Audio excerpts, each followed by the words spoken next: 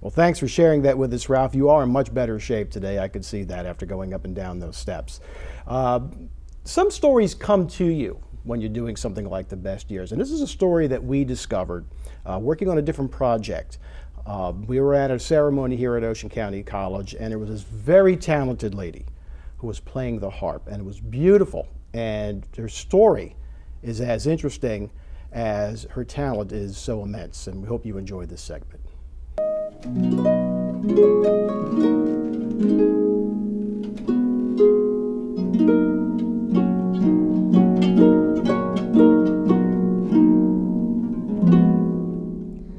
Welcome back to The Best Years. Few musical instruments bring out romance like the lilt of a harp. Musician and music teacher Marjorie Mollenauer has made a life and career playing this magical instrument. She joins me now to share her extraordinary talent and love of the harp. Marjorie, welcome to The Best Years. Thank you, Sandy. The harp is a very difficult instrument. What made you decide as a child to take up the harp?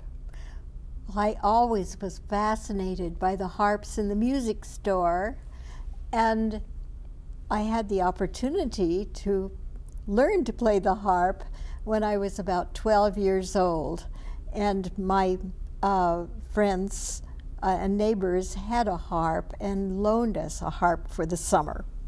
And you'd already been playing the piano and the violin?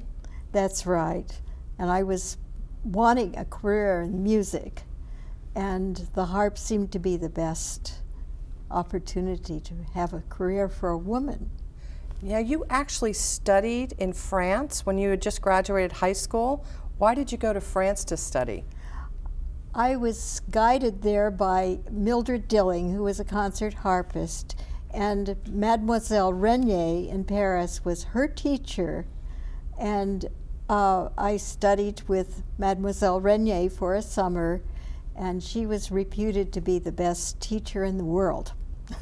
And technically, how difficult is the harp compared with other instruments?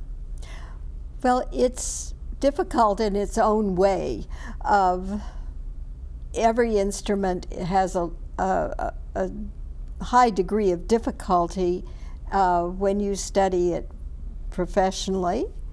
And the harp has 7 pedals, one for every tone of the scale, and each pedal is has 3 notches for sharp, flat, and natural. And you have to set your key before you play the piece.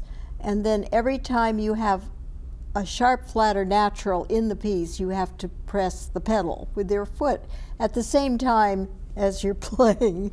So a lot going on there. And in your home, you have how many harps? About 12 harps altogether. Why so many? Well, I can't resist harps, but I do have students, and I rent the harps out to my students when they're first studying before they really decide to purchase a harp. Make sure they know what they're getting into. Yes, absolutely. You've played in some famous venues around the world. You've had the opportunity to play in Carnegie Hall. Where else have you played? I've played in the great cathedrals in England and Scotland, and in one of the oldest churches in Sicily, in the town of Erici, which is supposed to be the oldest town in Europe. Some beautiful venues that have wonderful acoustics. I've played in Las Vegas. I've played in San Francisco at War Memorial Opera House. And I've been very fortunate. Now, in just a moment, we're going to have an opportunity to hear you play Greensleeves on the harp. Tell me a little bit about the story behind Greensleeves. Well, Greensleeves, they say, was written by Geoffrey Chaucer for his sister-in-law, Catherine Swynford, who was the 3rd wife of John of Gaunt, and theirs was a very wonderful love story. And since we are talking about love, this being February, we have a special treat. Let's listen as Marjorie performs the classic love song, Greensleeves.